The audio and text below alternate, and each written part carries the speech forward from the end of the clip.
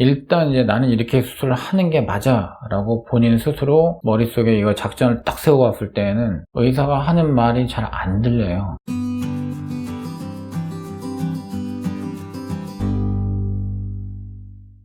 자, 유륜절개가 구축이 많다. 자, 이거는 무슨 얘기냐면은 이제 구축이라고 하는 게 아직까지 이제 정확한 원인이 밝혀지지 않은 현상이라고 했죠. 현재 학계의 컨센서스, 이제 많은 의사들이 이제 그 연구를 하면서 어느 정도 이제 같은 방향으로 이제 좀 합일되는 의견들은 뭐냐면은 오염으로 인해서 그게 이렇게 저렇게 해가지고 구축으로 연결이 된다. 이제 면역 반응을 자극하고 해서 그렇게 이제 보고 있는 건데, 유륜절개를 하면은 유방 실질 조직을 조금 통과하게 돼 있어요. 그러는 와중에 유방 실질 조직 내부에 있는 이제 정상적으로 존재하는 박테리아들이 보형물에 묻어서 들어가가지고 그것이 오염원이 돼서 인체의 면역계를 자극해서 구축의 근원이 되는 게 아니냐. 근데 그게 생각일 뿐이고, 진짜로 이제 그게 증명이 되려면은 반드시 이게 있어야 돼요. 그러니까 의학이라고 하는 거는 통계과학이에요, 사실은.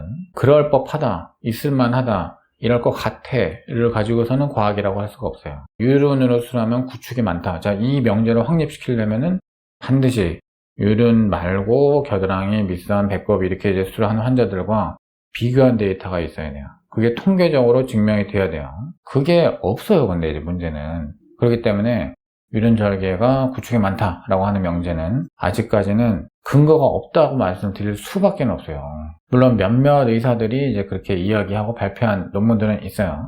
그러나 학계에서 전체적으로 자, 이거는 요거하고 관련이 있어 라고 할 만큼의 어떤 큰 줄기의 어떤 그런 의미 있는 조사들이 방대하게 나온 거는 전혀 아니다 라고 하는 점이에요. 따라서 유륜절개가 구축이 많다라고는 절대 얘기할 수가 없어요. 마찬가지로 모유수유, 유륜절개술을 하면은 유선 조직을 건드리기 때문에 모유수유 능력이 저해되거나 없어지거나 하죠. 이것도 전혀 근거가 없습니다. 유륜을 수술하신 분들이 나중에 출산하고 모유수유를 할 때 모유수유에 어려움을 겪었느냐, 전혀 이제 그런 것을 뒷받침하는 자료 없습니다.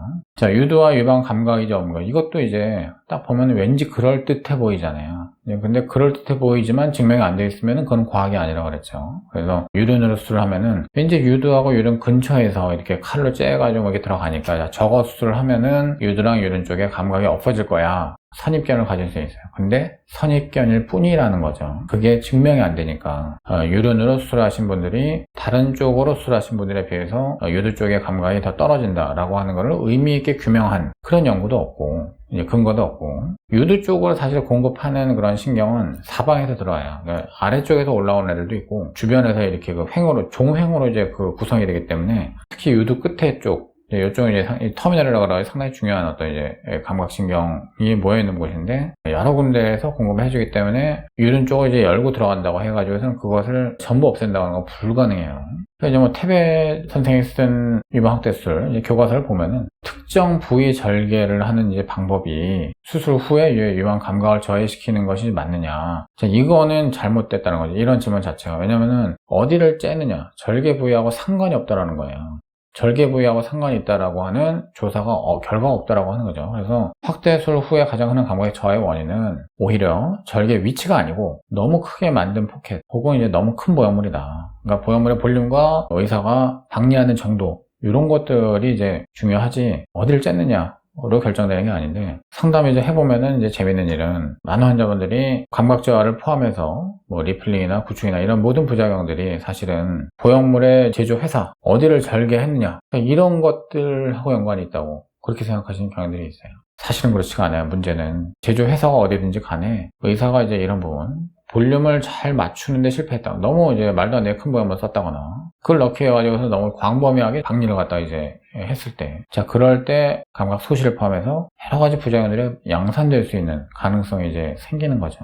자, 유륜절개법의 장점은 이제 그럼 뭐냐? 장점 뭐 대충 정리를 해보면은 일단 시야가 좋다라는 점인데, 단순 유방 확대술에서 내시경을 쓰는 겨드랑이 술 뭐 이런 거는 시야 확보하는데 사실은 괜찮은데 조금 문제가 있는 것 같아요. 처진 가슴이라든가 뭐 재술 뭐 3차, 4차 술 이런 경우 이때는 시야가 굉장히 좋아야 되거든요. 그리고 손도 다 들어가야 되고 아주 복잡한 조작을 해야 될 수가 있으니까, 자, 이런 수술에서는 유륜절개가 절대적으로 좋다는 거예요. 자, 밑선 절개를 했을 때는 아래쪽은 잘 보이죠. 근데 위쪽으로 가면 갈수록 시야가 좀 안 좋아져요. 근데 유륜절개에서만큼은 이렇게 들어가니까 위아래 동서남북을 전부 다 한 시야에 통틀어가지고 볼 수가 있어요. 그런 면에서 유전자에게 상당히 좋은 장점을 가지고 있는 술이다. 어떤 이제 복잡한 경우에나 또 이제 어려운 경우에나 쓸 수 있는 이제 그런 방법이고, 그리고 이제 뭐 주요한 신경 혈관 구조 뭐 이런 거는 없어요. 이제 유륜 절개로 들어갈 때 이제 수직으로 들어가는데, 수직이나 약간 이제 비껴가지고 들어가지만은 거기서 이제 중요한 뭐 혈관이나 신경 다발 들어갔다 건드릴 일이 없어요. 특히 유륜 절개를 재술의 경우, 처진 가슴, 이런 경우에 가장 많이 권하고 있어요. 그냥 일반적인 가슴에서도 이제 권하곤 하죠. 물론 유륜 절개 수술도 실제적으로 단점들이 많이 있죠. 가장 이제 많이들 이야기하는 게 유선 조직에 질환이 있다. 뭐 유방암 뭐 이런 경우는 얘기가 조금 다른데, 어쨌든 뭔가 이제 뭐 유방암으로 의심되고 뭐 이제 계속 팔로우업하고 있는 어떤 종괴들 같은 게 이제 많이 있는 상태에서 내가 보형물 수술을 받는다라고 하면은 그런 종괴들은 건드리면 안 돼요. 근데 그게 만약 유륜 절개를 해가지고 들어가는 그 어프로치 도상에 있다고 하면은 그러면 유륜 절개 하면 안 되죠.